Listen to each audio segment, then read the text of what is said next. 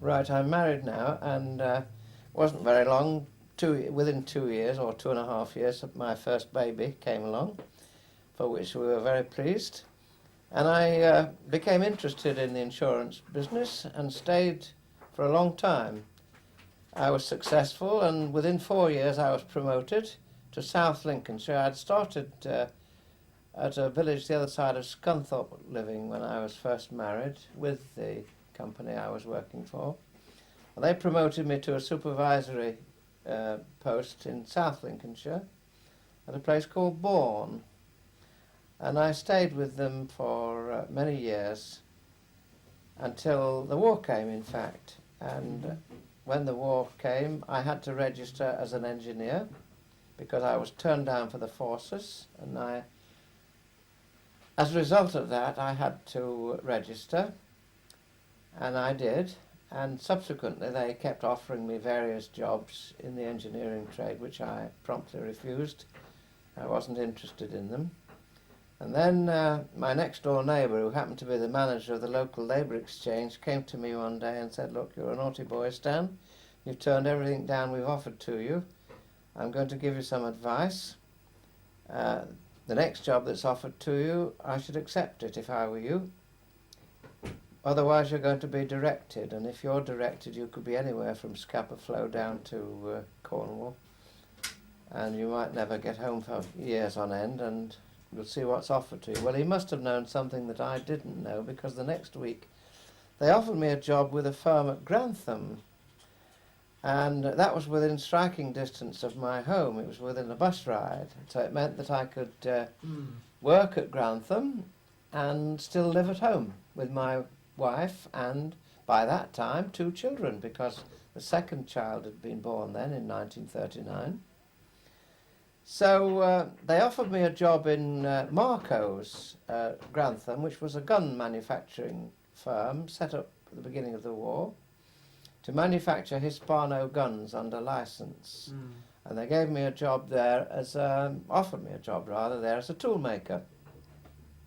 Well, I accepted the job, but right from the inception I wasn't happy and comfortable there, because the staff that I was working with considered me a dilettante, or somebody who wasn't really in the trade, and they resented me. And I tried hard to get my release. Well, I was unsuccessful at first, and then I had attention from my doctor for migraine, which I was subject to, and he told me that I'd have to get out of the factory that I was working in, because I'd been working constant nights ever since I'd gone there, and as a result my health had suffered and my migraine were bothering me, and I never had completed a full week's work. It was a 7-day week, I should tell you, because of the war effort. Anyway, I tried to get my release, and I couldn't, and then he examined me and he said, "Well, look," he said, "you're killing yourself staying there, I'll get you away." So he wrote a very pathetic letter to the Ministry of Labour telling them that I was dying on my feet if I didn't get out of this factory, and I got my release. Well, this coincided with a local garage firm who had recently built new premises, and they had their old garage was empty, and it had certain machine tools in it, and they offered me the opportunity of going into partnership with them to subcontract work for engineering firms. Well, I readily agreed to this chance of getting started again, especially since it was on my own, and I was always independent. And I started, and we started working. I got a contract through their good offices. I got a contract with a firm in Edmonton, London, called the Flexible Manufacturing Company, manufacturing flexible drives under license for the war effort. Well, this was quite successful, but after I'd been going about 3 months, the firm that I'd been working for in Grantham, Marco's, applied to the Ministry of Labour to get me back, because they were losing tool makers, and they were, you know, they said I was valuable to them, and they didn't want to part with me. And they rang me up and told me that they were going to do this, and I told them quite categorically that they couldn't do it. I said, it's not me. They said, oh yes, this is a frame-up. You know, we realise that you've got your release from us to start up on your own, and we think this is a frame-up, and we're going to appeal against it. I said, well, you're not appealing against me, you're appealing against my doctor. You're accusing my doctor of unprofessional conduct. You better get in touch with him. Oh no, they said, we can't. No, we're not going to do that. I said, well, you've just done it. They said, oh no, we don't want to do that. I said, well, then what are you going to do? They said, well, you can go. You know, take back all we said. You're free. So I accepted this, and I got started, as I told you, with this firm that I was in partnership with. And it wasn't very long before I had another shock, because the firm appealed again, and they said I had to go before a manpower board. I went before this. I won't bore you with all the details of this. This manpower board sat at Grantham, and I had to go before them on a certain day at a certain time. And I had to hire a car, or I didn't hire a car, I borrowed a car from the garage with whom I was in partnership, and went to Grantham to fulfil this appointment. Well, I had a puncture on the way because the tyres were worn out and you couldn't get replacements anyway. And I had to mend this puncture physically by the side of the road before I could get there. I mean, change the wheel before I could get to Grantham, and this made me about a quarter of an hour late for my appointment.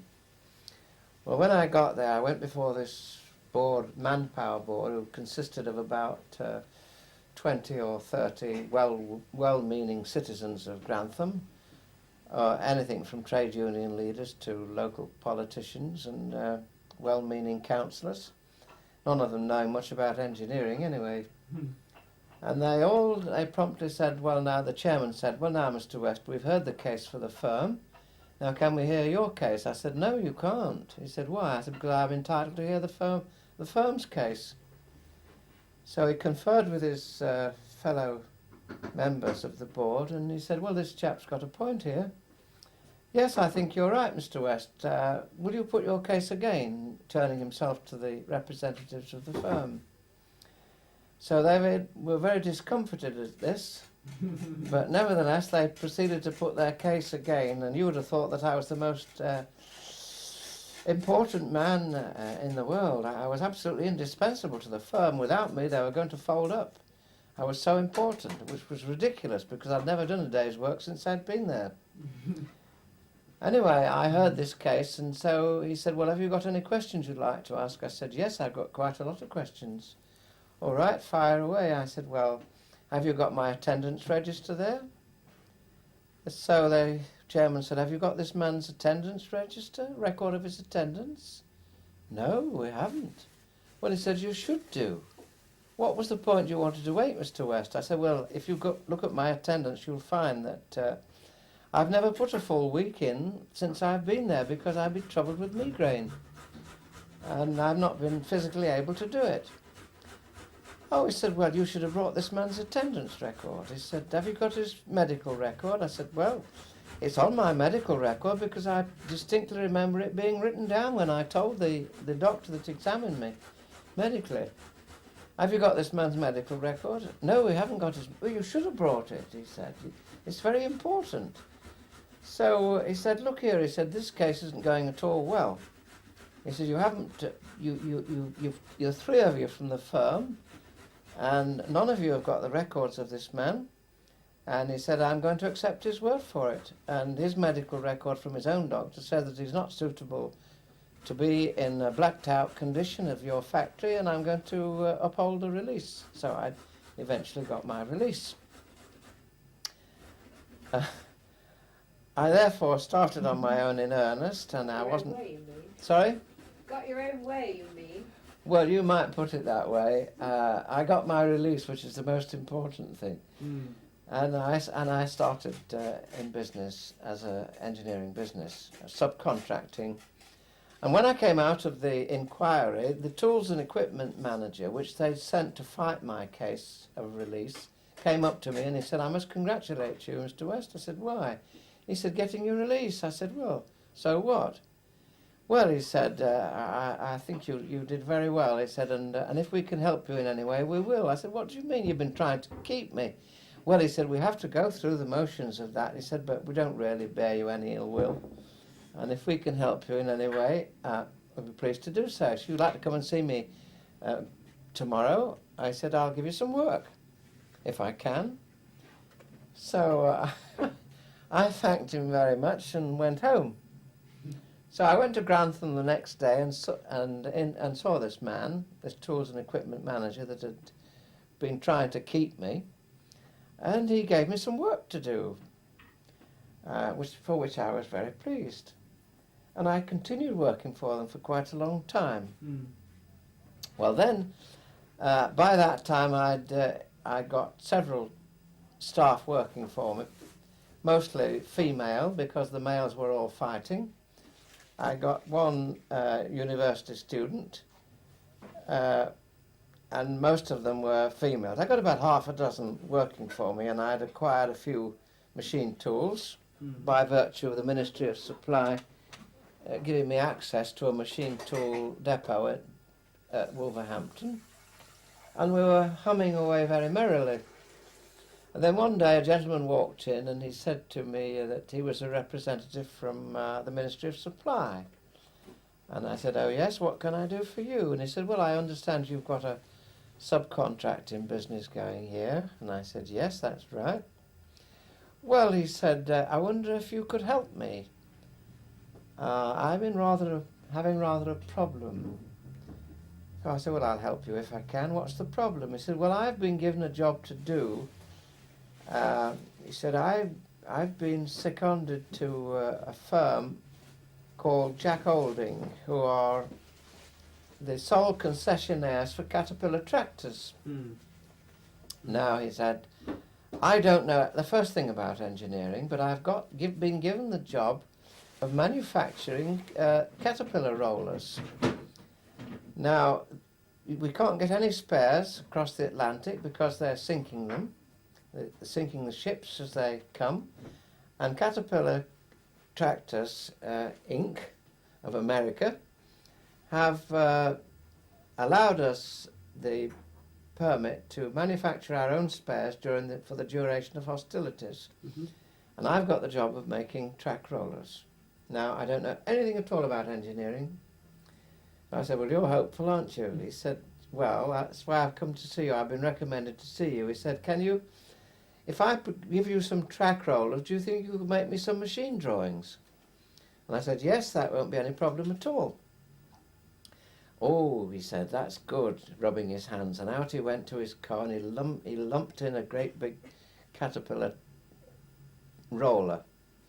And he said, "These are the things I've got to have made." Mm. Now, he said, if you can make me some drawings, machine drawings, it'd be a great help to me." Mm. I said, "All right, I can do that."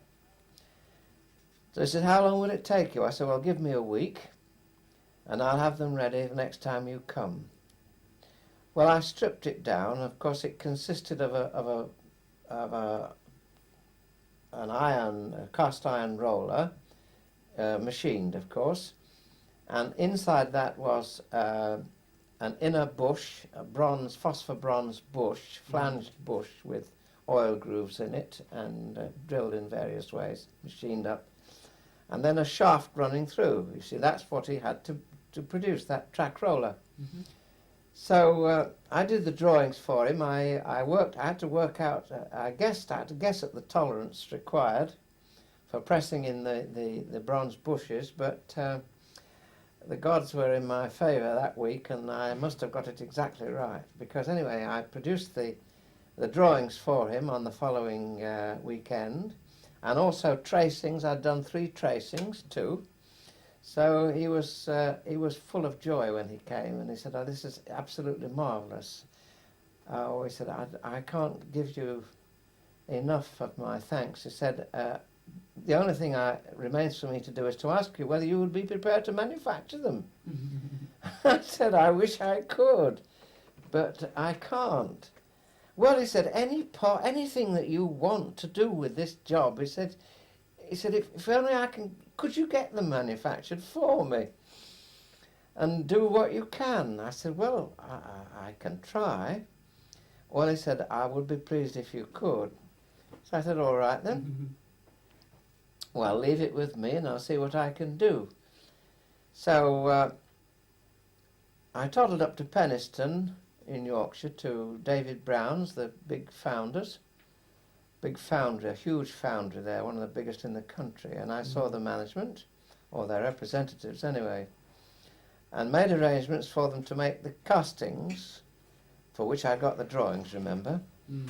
And they agreed to make these castings for me. That's the iron casting for the track roller, and then the bronze bush to go inside that track roller. And then I agreed with them to do this for me. Price was of no consequence. I wasn't expected to ask for, there was no question of any price for government work. It didn't matter, it had to be done. So the price was not negotiable as far as I was concerned. It was just a question of getting the job done. So they agreed to make the castings for me. Then I went to a firm in Nottingham, an engineering firm in Nottingham, who I knew, and they agreed to make the shafts for me. Now that left me very craftily the best job of the lot, which was to make the bronze bushes to go inside the casting. This was the plum of the whole job. And it was a job well within the capabilities of the machinery I'd got. So I proceeded to set up the business of jig making, which I was capable of doing, for making turning these bronze bushes. And that subsequently turned into making about 8 different types of bushes, these bronze bushes of all varying types, some flanged, some plain, some grooved, some oil grooved, and some not. Anyway, there were various types, but they were all agreeable work for me to do, and very clean, because turning is a very pleasurable occupation, really, especially when it's nice, clean phosphor bronze. And this was highly successful. About 5 minutes left. Well, I sent my first invoice into the Ministry of Supply, and they promptly sent it back and said they're sorry, they couldn't accept it. So I got in touch with them and I said, why can't you accept this invoice? I've costed it out properly and given myself a reasonable profit. And they said, we still can't accept it. I said, well, why can't you accept my estimate, my invoice? They said, well, it's too cheap. We can't buy them. It's nothing like, we have to pay infinitely more than that to buy them from Caterpillar tractors in America, and your price is nowhere near what we have to pay them in normal times. I said, what do you want me to do with it then? They said, well, the easiest thing for you to do is to double the price of your invoice, and it probably get accepted. So I said, all right, send it me back and send it back to me and I'll do what I can. Signs in your eyes, So they sent the invoice back to me, and I... You couldn't undercut them. Sorry? You couldn't undercut them, could you? No, I couldn't undercut the Americans. So I doubled my price and there was no problem. And as a result of that, I was fortunate enough to make some money. Now it so happened that after a little while I acquired an enormous amount of scrap phosphor bronze, because the castings were very generous in their proportions, and it allowed me to cut a lot to waste to get the actual bush that I wanted. It meant that a good half or more of the casting was scrap. And I acquired several tons of this scrap, which I had bagged up, expecting a scrap merchant to come along and buy it, which he did. A scrap merchant came one day and he said, have you got any scrap, governor? And I said, yes, I've got bags of it. He said, what is it? I said, it's phosphor bronze. Oh, is it? I said, yes. He said, how much do you reckon you've got? Well, I said, I don't know. I think I've got about 3 ton. Oh, he said, I'll give you a reasonable price for it. I said, will you? What would your reasonable price be? Well, he said, I'll give you £15 a tonne for it. I said, that doesn't seem to be a great deal for phosphor bronze. He says, well, it's good quality. He said, I could spring you £20. I said, £20 a tonne, cash. Oh yes, he said, it would be cash. I said, all right, well, get it weighed up. Well, I had 3 tonne, it turned out, of this phosphor bronze.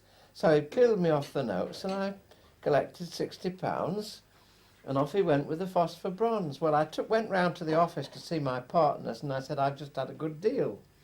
What's that? Said Ron, my senior partner. I said, I've just sold some phosphor bronze for £60 cash. Here's £30 for you and £30 for me. Oh, he said, that's a bit of all right. So I said, I don't feel very happy about it, though, because he seemed too quick. He seemed to accept the deal too quick. He offered me £15, then he offered me £20, and before I could say Jack Robinson, he'd grabbed it and gone.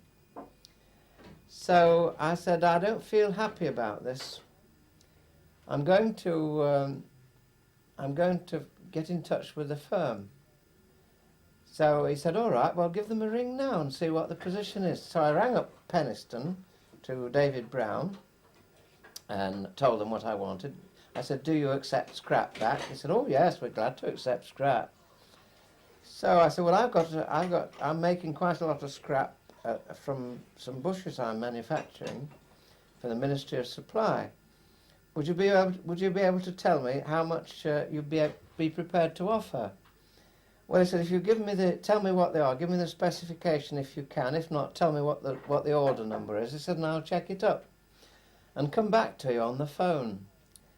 So I got the required information out of my book and told him what the order number was, and he said, all right, I'll come back to you, I'll check it up and come back to you. And within 10 minutes he'd rung me back again, and he said, yes, we'll be glad to accept that, we'll collect it, no problem at all, and the price we shall pay you is £78 a tonne.